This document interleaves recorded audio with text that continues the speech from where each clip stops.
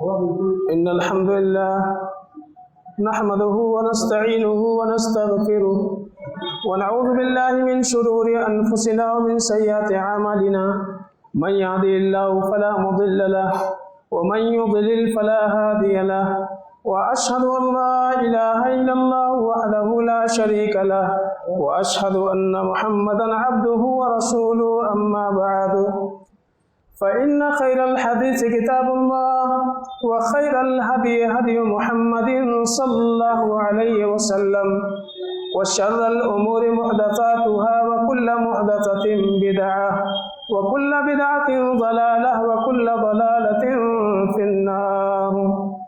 أعوذ بالله من الشيطان الرجيم. بسم الله الرحمن الرحيم.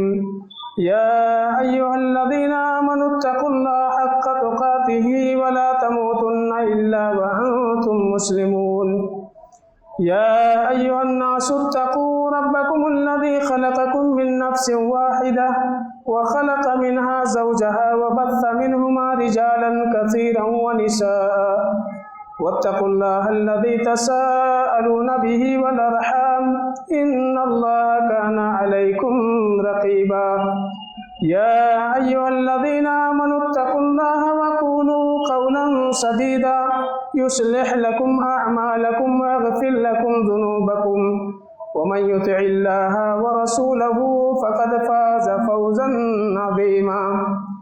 وقال الله تعالى في القرآن الحكيم. بسم الله الرحمن الرحيم.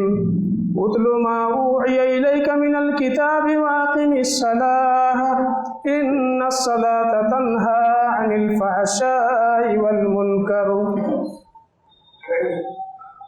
ہر قسم کی تعریف و توصیف اللہ وحدہ لا شریک کے لیے ہے. بے شمار درود و سلام اللہ کے آخری نبی احمد مصطفیٰ محمد مصطفیٰ صلی اللہ علیہ وسلم پر. قابل احترام بزرگوں، نوجوان ساتھیوں، عزیز بچوں اور میری پردہ نشین ماں اور بہنوں، میں نے خطبے کے بعد سورہ عنکبوت کی آیت نمبر 45 آپ کے سامنے پڑھی ہے.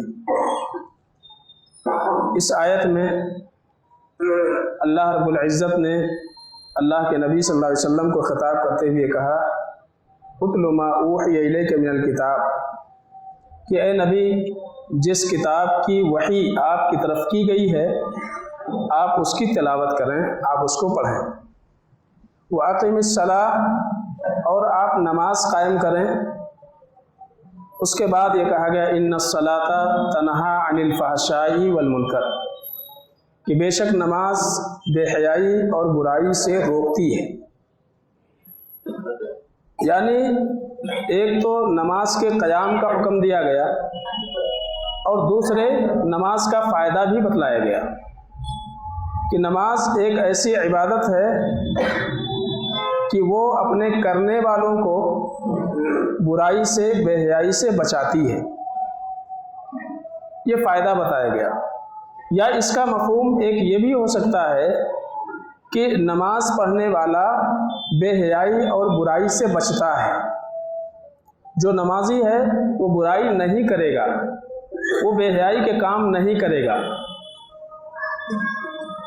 سوال یہ ہے کہ اللہ رب العزت نے نماز کو برائیوں سے اور بے حیائیوں سے روکنے کا سبب بتایا، لیکن جب ہم اپنے آپ کو دیکھتے ہیں، اپنے معاشرے کو دیکھتے ہیں، تو ہمیں یہ محسوس ہوتا ہے کہ نمازی تو ہیں لیکن نماز کا جو فائدہ بتایا گیا وہ فائدہ نظر نہیں آ رہا ہے، وہ فائدہ دکھائی نہیں دے رہا ہے کہ ایک انسان نمازی بھی ہے اور بہت سارے منکرات کا کرنے والا بھی ہے، بہت سارے گناہوں میں مبتلا بھی ہے. تو آخر ایسا کیوں ہے؟ ظاہر سی بات ہے اللہ رب العالمین کے کلام پر شک نہیں کیا جا سکتا ہے. اللہ نے نماز کا جو فائدہ بتایا اس فائدے پہ شک نہیں کیا جا سکتا ہے.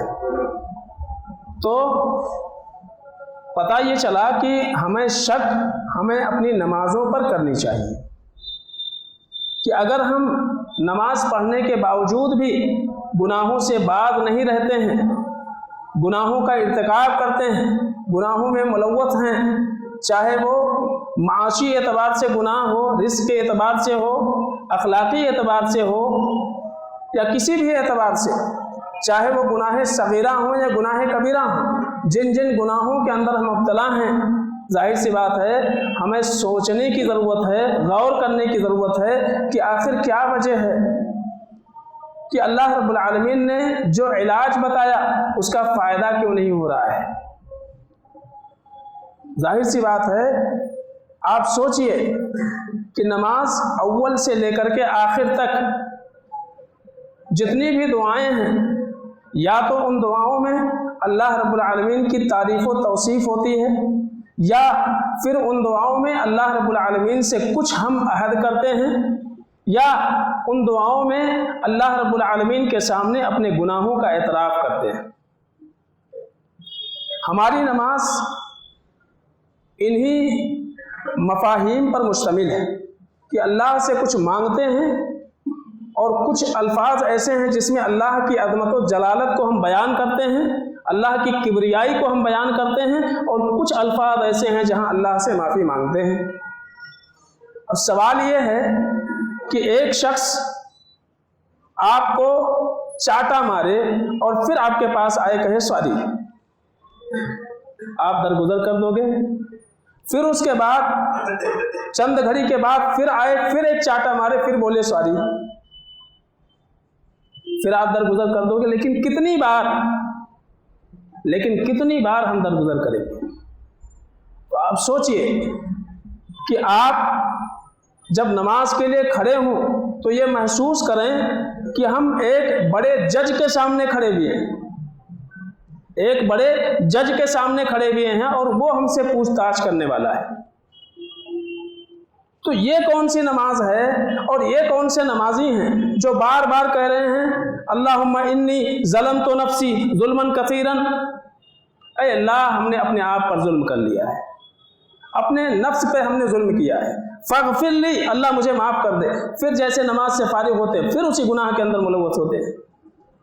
ये तहक़ीर नहीं है, अल्लाह रब्बुल आलमीन के शान के ख़िलाफ़ ये अमल नहीं है कि एक इंसान नमाज पढ़े और हर नमाज में अल्लाह रब्बुल आलमीन से माफ़ी मांगे और नमाज पढ़ने के बाद फिर उसी गुनाह के अंदर मुलव्वस हो। बताइए, अल्लाह के नबी सल्लल्लाहु अलैहि वसल्लम ने फरमाया कि गुनाहों से तौबा करने वाला ऐसे हो जाता है गोया कि उसने गुनाह किया ही नहीं। लेकिन एक इंसान बार बार गुनाह करे, बार बार अल्लाह रब्बुल आलमीन से अहद और वादा करे और फिर उसी गुनाह के अंदर मुलव्वस हो, ये अल्लाह रब्बुल आलमीन के शान के खिलाफ अमल नहीं है, ये अल्लाह रब्बुल आलमीन के अज़मत व जलाल के खिलाफ अमल नहीं है। यही वजह है कि हम यहाँ खड़े होकर के अल्लाह रब्बुल आलमीन के सामने अपने गुनाहों का इतराफ़ करते हैं, अपने गुनाहों पर निदामत का इजहार करते हैं, अल्लाह रब्बुल आलमीन से उन गुनाहों की माफ़ी चाहते हैं, और उसके बाद जब नमाज से फारिग होते हैं तो वो सारे वादे, वो सारे अहद व पैमान हम भूल जाते हैं।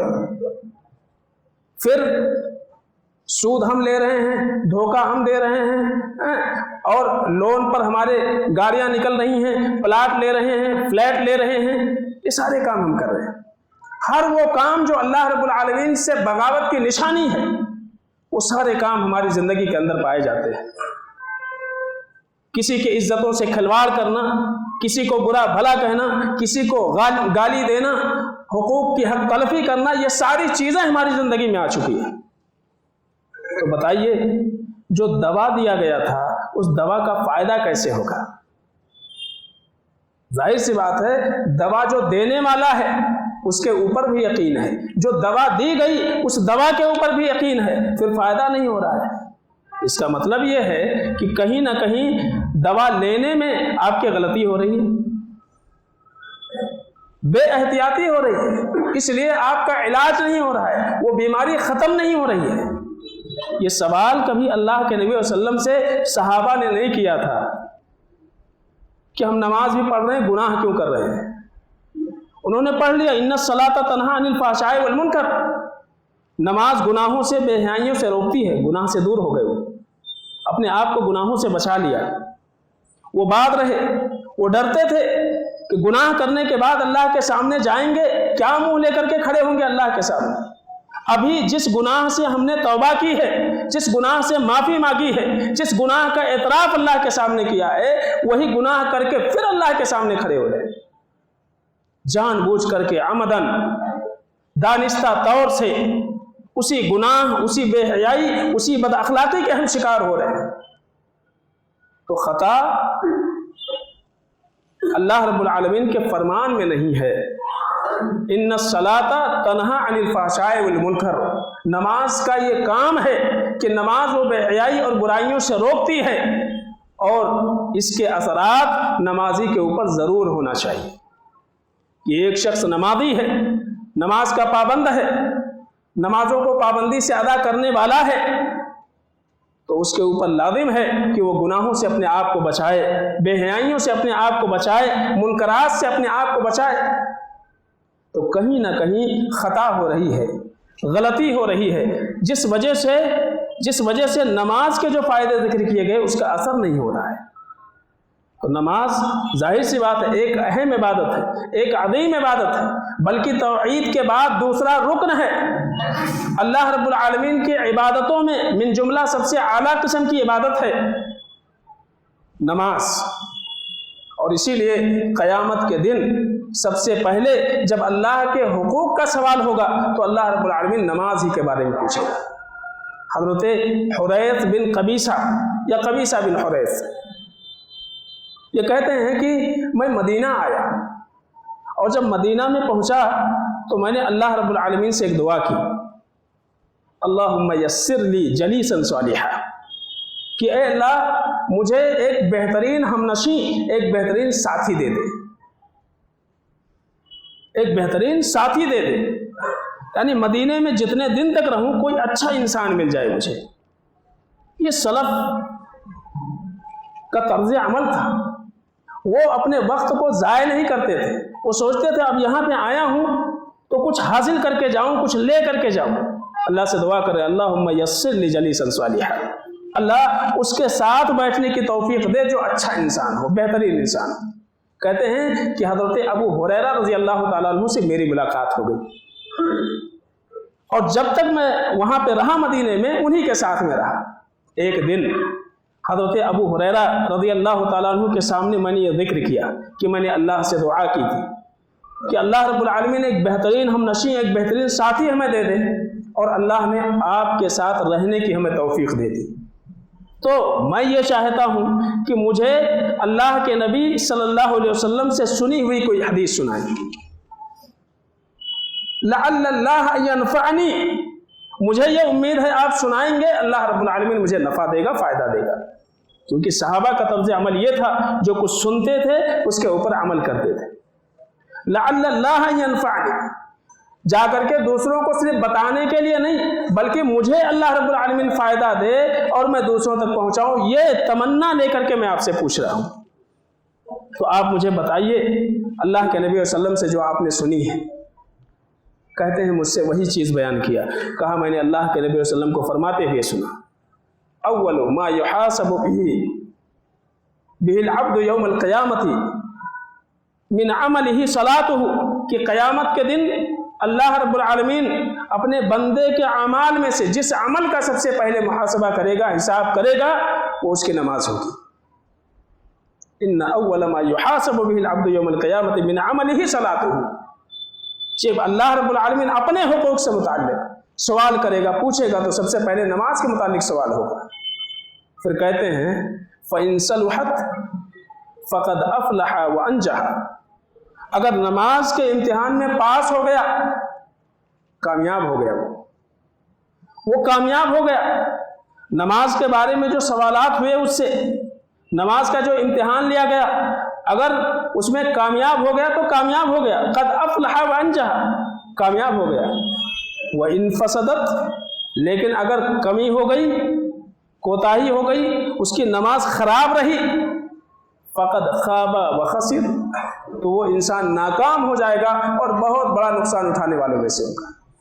پتہ یہ چلا کہ نماز کو تمام اعمال میں کامیابی کا میزان بتایا گیا ہے، معیار بتایا گیا ہے۔ یہ نماز کی اہمیت ہے۔ کہ اگر نماز صحیح رہے گی، نماز درست رہے گی تو ہی سارے اعمال درست مانے جائیں گے، گویا کہ یہ معیار ہے اور میزان ہے۔ اور اللہ رب العالمین کا بہت بڑا احسان ہے، اللہ کا فضل و کرم ہے کہ اللہ رب العالمین نے جہاں 17 رکعتیں فرض کی ہیں، وہیں ساتھ ساتھ میں ان 17 رکعتوں میں جو کمی آ جائے، نقص پیدا ہو جائے، اس کی کمی کا بھی اہتمام کر دیا اللہ تعالیٰ نے۔ یعنی آپ جوڑیں تو پتہ یہ چلتا ہے کہ 17 رکعتیں فرض، جو 5 وقت کی فرض نمازیں ہیں، 17 رکعتیں فرض ہیں۔ ان کے ساتھ ساتھ میں اللہ کے نبی صلی اللہ علیہ وسلم کے زبانی کچھ سنتیں موقدہ بیان کیے گئے، بتائے گئے، کچھ نوافل جس کی اللہ کے نبی صلی اللہ علیہ وسلم نے تاکید فرمائی، جس کو ہم سنتیں موقدہ کہتے ہیں، اور کچھ ایسے نوافل جن کی اللہ کے نبی صلی اللہ علیہ وسلم نے ترغیب فرمائی ہے، جن کو کرنا چاہیے، اس کے بارے میں بھی اللہ کے نبی صلی اللہ علیہ وسلم نے بتایا ہے۔ کیوں ایسا بتایا؟ کیونکہ قیامت کے دن جب نمازوں کا حساب لیا جائے گا، جب نمازوں کا حساب لیا جائے گا اور نماز کے اندر کچھ کمی آئی، اللہ فرشتوں سے کہے گا کہ میرے بندے کے نوافل کی طرف دیکھو۔ کچھ نوافل ہیں اس کے پاس، چاہے وہ سنت موقدہ کی شکل میں ادا کی گئی ہو یا سنت غیر موقدہ کی شکل میں ادا کی گئی ہو، چاہے وہ نماز ہوں جن کی آپ نے تاکید فرمائی ہے یا وہ نمازیں ہوں جن کی آپ نے ترغیب دی تھی، تو کہا جائے گا کہ بندے کے نوافل میں دیکھو۔ نوافل اگر ہیں تو فرائض کے اندر جو کمی رہے گی وہ 17 رکعتیں ان نوافل سے پوری کی جائیں گی، ان نوافل سے وہ کمیاں پوری کی جائیں گی۔ اللہ کا بہت بڑا احسان ہے کہ اللہ رب العالمین نے اس امتحان میں کامیابی کے لیے یہ ذرائع بھی اللہ رب العالمین نے اپنے بندوں کو مرحمت فرما دیے، دے دیے، عطا کر دیے۔ ظاہر سی بات ہے اللہ کے نبی صلی اللہ علیہ وسلم نے 12 رکعتیں، آپ نے کہا کہ اگر کوئی 12 رکعتیں 17 فرض رکعتوں کے ساتھ میں 12 رکعتیں اگر کوئی پڑھ لیتا ہے، اس کا اہتمام کر لیتا ہے، تو اللہ رب العالمین جنت میں اس کے لیے گھر بنائے گا۔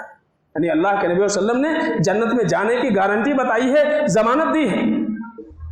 اور جن سے بیان کیا حضرت حفصہ رضی اللہ تعالیٰ عنہ، پھر انہوں نے جس سے بیان کیا وہ، اگر آپ پڑھتے جائیں، ان کی زندگیوں کو دیکھتے جائیں، تو ایک جملہ بیان کرنے کے بعد کہتے ہیں جب سے ہم نے سنا تب سے چھوڑا ہی نہیں۔ اما حفصہ کہتی ہیں کہ جب سے ہم نے اللہ کے نبی صلی اللہ علیہ وسلم سے ان 12 رکعتوں کے بارے میں سنا، نہیں چھوڑا ہم نے، پڑھتے رہے، اس کے اوپر عمل کرتے رہے۔ اس لیے کہ معاملہ انتہائی خطرناک ہے کہ 17 رکعتیں ہیں، ساتھ میں 12 رکعتیں ہیں، یہاں کمی ہو گئی تو کمی وہاں سے پوری ہو جا سکتی ہے، لیکن اگر ہمارے پاس وہ نہیں ہے تو ظاہر سی بات ہے اس میں ناکام ہو گئے اگر فرائض کے اندر، تو کمی کہاں سے پوری ہوگی۔ اسی لیے زکوٰۃ کے ساتھ صدقات کی ترغیب دی گئی ہے، حج کے ساتھ عمرے کی ترغیب دی گئی ہے۔ حج میں کچھ کمی ہے جو فرض ہے آپ نے ادا کیا ہے، عمرے سے اس کی تکمیل ہو جائے گی۔ آپ نے زکوٰۃ دیا، اس میں کمی ہو گئی، صدقات سے اللہ رب العالمین اس کی تکمیل کر دے گا۔ یہ اللہ کا بہت بڑا احسان ہے۔ تو یہ سارے راستے اور یہ سارے ذرائع ہونے کے باوجود اگر کوئی قیامت کے دن ناکام ہو جائے، نقصان میں پڑ جائے، تو ظاہر سی بات ہے پچھتاوے کے علاوہ اور کوئی چیز سامنے نہیں ہوگی، صرف پچھتاوا ہوگا۔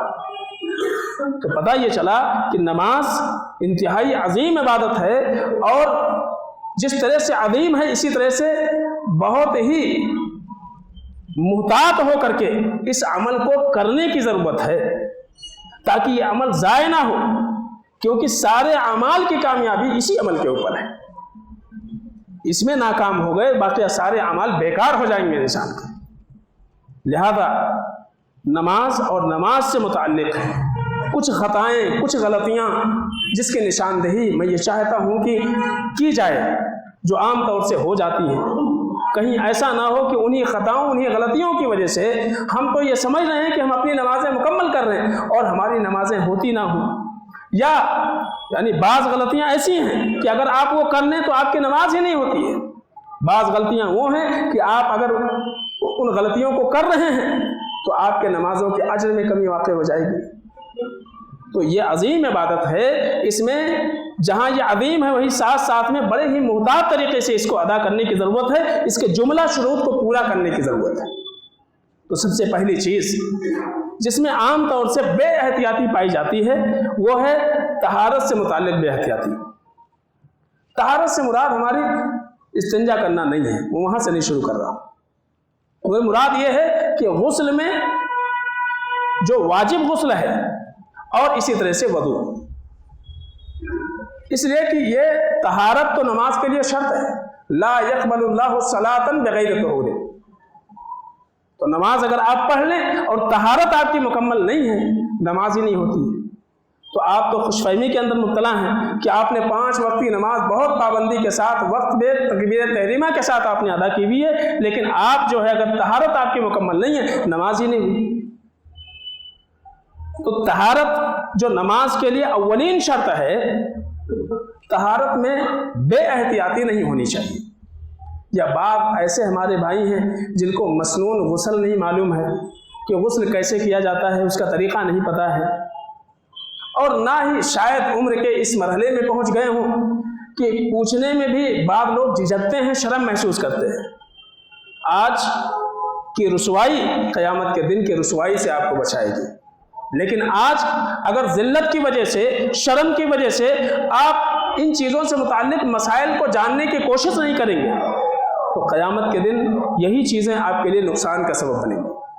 तो या तो ऐसा है कि उन्हें उन मसाइल का इल्म ही नहीं है, या वो समझते हैं कि यही तरीक़ा है, और जो तरीक़े पर अमल कर रहे हैं उस तरीक़े की उन्होंने कभी तौसीक़ कराने की कोशिश नहीं की या नहीं महसूस की। वो समझते हैं जैसा मैं कर रहा हूँ वही सही है। तो हमारे लिए जानना ज़रूरी है। तो अव्वलीन शर्त ला यक़बलुल्लाहु सलातन बिग़ैरि तुहूर। अल्लाह फरमाते हैं कि बग़ैर तहारत के नमाज नहीं होती है, चाहे वो वज़ू हो या गुस्ल हो, नमाज नहीं होती। तो पता ये चला कि तहारत के बारे में, हम तहारत कैसे हासिल करें, मसनून तरीक़ा क्या है, वो जानना हमारे लिए ज़रूरी है। अल्लाह के नबी सल्लल्लाहु अलैहि वसल्लम का तरीक़ा क्या था कि आप सल्लल्लाहु अलैहि वसल्लम जब गुस्ल जनाबत फरमाते थे तो आपका तरीक़ा ये था कि जाहिर सी बात है, गंदगी हाथ में लगती है तो सबसे पहले हाथ धुलना चाहिए। तहारत का, गुस्ल का ये तरीक़ा है, सबसे पहले हम अपने हाथ धुल लें। अगर ज़्यादा लगी हुई है, उस ज़माने में मिट्टी थी तो ज़मीन पर रगड़ लिया करते थे, लेकिन साबुन है, शैम्पू है, जो भी चीज़ें हैं आप इस्तेमाल करो। तो सबसे पहले आप क्या करें, अपने हाथों को धुल लें, इसीलिए कि इसी हाथ को बार बार पानी में डुबो के पानी निकालना है। तो आप अपने हाथ धुल लें। उसके बाद गंदगी के जो मुकामात हैं उसको साफ करें। जाहिर सी बात है, ये फितरी चीज़ है। सबसे पहले पानी जिस हाथ से आप इस्तेमाल करने वाले वो हाथ साफ कर लो। उसके बाद गंदगी और नजासत के जो मुकामात हैं उसको साफ करें, यानी कमर से नीचे का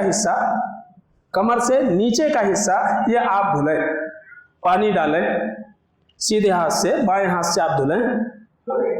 साबुन लगाना है, शैम्पू लगाना है, आप लगा लीजिए। तो अब नजासत ज़ायल हो गई, यानी आपने हाथ धुल लिया, नजासत के जो मुकामात थे कमर से नीचे का हिस्सा वो आप जो है मल के साफ कर लीजिए, रगड़ लीजिए, साबुन लगा लीजिए, शैम्पू लगा लीजिए, धुल लीजिए अच्छे तरीके से। ये हो गया। उसके बाद अल्लाह के नबी वसल्लम पानी लेकर के अपने सर पर डालते थे, और बालों के जड़ों तक अल्लाह के नबी वसल्लम पानी पहुंचाते थे। तो आप पानी लें और अपने सर को धुलें। उसके बाद फिर आप पानी लें और पूरे बदन पे बहा लें। दाएं तरफ से शुरू करें, बाएं तरफ डालें। अब अभी तो शावर है, आप शावर के नीचे खड़े हो जाएं, कोई हर्ज नहीं है। तो सर धुल लें, लेकिन इस तरतीब पर करें कि सर धुल लें और उसके बाद पूरे बदन पे पानी बहाएं। लेकिन इससे कबल एक चीज़ जो ज़रूरी है वो ये है कि जब आप हाथ धुल लें और नजासत ज़ाये कर लें तो वज़ू कर लें। समझे ना, हाथ धुले, उसके बाद जो है आपने नजासत ज़ायल कर लिया कमर से नीचे, वज़ू कर ले आप। वज़ू कैसा, जैसे कि नमाज के लिए वज़ू करते हैं। बाद रिवायतों में है कि अल्लाह के नबी वसल्लम जब गुस्ल से फारिग हो जाते थे तो 2 कदम हट करके फिर पैर धुलते थे। वजह क्या थी, आज की तरह से फर्शी नहीं थी, पक्की मिट्टी था, कीचड़ था। तो जाहिर सी बात है जो पानी गिरता था वो पानी उसी मिट्टी में गिरा हुआ है, चिक्कड़ है, वहाँ कैसे खड़े होकर के पाँव धुलेंगे, थोड़ा सा हट करके धुलते थे। लेकिन आज फर्शी है, आपका पानी निकल जा रहा है। तो आप जैसा नमाज के लिए वज़ू करते हैं वैसा आप वज़ू कर लें। और अगर वज़ू करने के बाद दोबारा गुस्ल से फारिग हुए तक آپ کا ہاتھ آپ کے شرمگاہ پر نہیں لگا یا آپ کا وضو نہیں ٹوٹا، یعنی ہوا خارج نہیں ہوا، پیشاب پیخانے کی ضرورت نہیں پڑی آپ کو اس دوران، تو اب آپ کو نئے سرے سے نماز کے لیے وضو کرنے کی ضرورت نہیں ہے۔ آپ کو نئے سرے سے نماز کے لیے وضو کرنے کی ضرورت نہیں ہے، اسی غسل میں جو آپ نے وضو کیا ہے وہی آپ کے لیے کافی ہے، آپ اپنی نمازیں ادا کر سکتے ہیں۔ تو یہ رہا مسنون طریقہ اللہ کے نبی صلی اللہ علیہ وسلم کے غسل کرنے کا۔ بات سمجھ میں آ گئی ہوگی، یعنی سب سے پہلے ہاتھ دھل لیں، اس کے بعد نجاست کا جو مقام ہے کمر سے نیچے کا حصہ وہ آپ دھل لیں، صاف کر لیں، صابن شیمپو جو لگانا ہے آپ لگا لیجئے تاکہ بعد میں ہاتھ نہ لگانے کی ضرورت پڑے، وہ لگا لیں۔ اس کے بعد جو ہے آپ وضو کر لیں، کیسے؟ جیسے نماز کے لیے آپ وضو کرتے ہیں ویسا۔ اس کے بعد جو ہے پھر آپ جو ہے پانی ڈالیں سر پہ، پھر پورے بدن پہ پانی بہا لیں۔ یہ طریقہ ہے غسل جنابت کا۔ اب رہ گیا مسئلہ، ایک مسئلہ اور آتا ہے کہ بھئی غسل خانے میں جب نہا رہے ہوتے ہیں، کپڑا نہیں پہنے ہوتے ہیں، ننگے ہوتے ہیں، تو کیا ننگے ہو کر کے وضو کیا جا سکتا ہے یا نہیں؟ اہل علم نے کہا اس میں کوئی حرج نہیں، اس لیے کہ ننگا ہونا یہ ناقض وضو نہیں ہے۔ ننگا ہونا، بغیر کپڑے کے رہنا، یہ ناقض وضو میں شمار نہیں کیا گیا ہے کہ اس کی وجہ سے وضو ٹوٹ جاتا ہے۔ اور اللہ کے نبی صلی اللہ علیہ وسلم سے متعلق ان کی بیویاں، خاص طور سے اما عائشہ رضی اللہ تعالیٰ نے کہتے ہیں کہ میں اور اللہ کے نبی صلی اللہ علیہ وسلم دونوں ساتھ میں ایک ہی برتن میں غسل کرتے تھے، ایک ہی برتن سے پانی لے کر کے غسل کرتے تھے۔ تو پتہ یہ چلا کہ شوہر و بیوی ایک ساتھ حمام میں غسل کر سکتے ہیں، حرج نہیں ہے۔ ظاہر سی بات ہے دونوں کپڑے نہیں پہنے ہوئے ہیں، غسل کر سکتے ہیں۔ حضرت معاویہ بن حکیم رضی اللہ تعالیٰ عنہ ہیں، وہ کہتے ہیں کہ ہم نے اللہ کے نبی صلی اللہ علیہ وسلم سے ایک مرتبہ پوچھا، یا رسول اللہ ما نأتی من عوراتنا وما نظر، کہ ہم اپنے شرمگاہ میں سے کیا چھپائیں کیا نہیں چھپائیں، اور کس سے چھپائیں کس سے نہیں چھپائیں۔ اللہ کے نبی صلی اللہ علیہ وسلم نے فرمایا احفظ عورتک الا من زوجتک او ما ملکت یمینک، کہ آپ اپنے شرمگاہ کی حفاظت تمام لوگوں سے کرو سوائے اپنی بیوی کے، اور اسی طرح سے جس کے تم مالک ہو یعنی لوڈی۔ پتہ یہ چلا کہ عورت کے سامنے ننگا ہوا جا سکتا ہے، عورت کے ساتھ میں غسل کیا جا سکتا ہے، اور ظاہر سی بات ہے جس حالت میں آپ ہیں وہاں میں نے کہا کہ آپ غسل کر رہے ہیں اور غسل کے ساتھ میں آپ کا وضو ہو رہا ہے، تو ظاہر سی بات ہے میں نے کہا کہ آپ اسی وضو سے اپنی نماز پڑھ سکتے ہیں۔ تو پتہ یہ چلا کہ ننگے بھی اگر آپ ہیں تو جو وضو کرتے ہیں وہی وضو آپ کے لیے کافی ہے۔ تو پتہ یہ چلا کہ بغیر کپڑے کے وضو کریں آپ تو آپ کا وضو صحیح ہے، وضو آپ کا خراب نہیں ہوتا یا ٹوٹتا نہیں۔ لیکن دوران غسل اگر آپ کے ہاتھ شرمگاہ کو لگتے ہیں یا اسی طرح سے آپ سے ہوا خارج ہو جاتی ہے، تو ایسے وقت میں پھر دوبارہ جب آپ غسل سے فارغ ہوں نکلتے وقت آپ پھر دوبارہ وضو کر لیں، اگر آپ کو نماز پڑھنی ہے۔ یعنی مثلا ظہر کا وقت ہے، ظہر سے پہلے آپ غسل کر رہے ہیں، یا عصر کا وقت ہے، عصر سے پہلے کر رہے ہیں، اور اگر نماز میں تاخیر ہے تو آپ کو پھر دوبارہ وضو کرنے کی ضرورت نہیں۔ ہاں جب نماز کا وقت ہوگا تو آپ ضرور وضو کریں، لیکن غسل کے ساتھ میں وضو کرنا چاہیے، یہ مسنون طریقہ ہے۔ تو اس میں بے احتیاطی نہیں ہونی چاہیے۔ شاید مجھے لگ رہا ہے کہ طریقہ سمجھ میں آ گیا ہوگا، یہ بہت مشکل چیز نہیں، بہت آسان ہے۔ اور اس طریقے پر اگر آپ ہمیشہ نہاتے ہیں، چاہے وہ آپ کے اوپر وہ غسل واجب ہو یا واجب نہ ہو، لیکن اس طریقے پر اگر آپ کرتے ہیں تو آپ کو اجر ملے گا، اس لیے کہ آپ غسل اس طریقے پر کر رہے ہیں جس طریقے پر اللہ کے نبی صلی اللہ علیہ وسلم نے کی ہے۔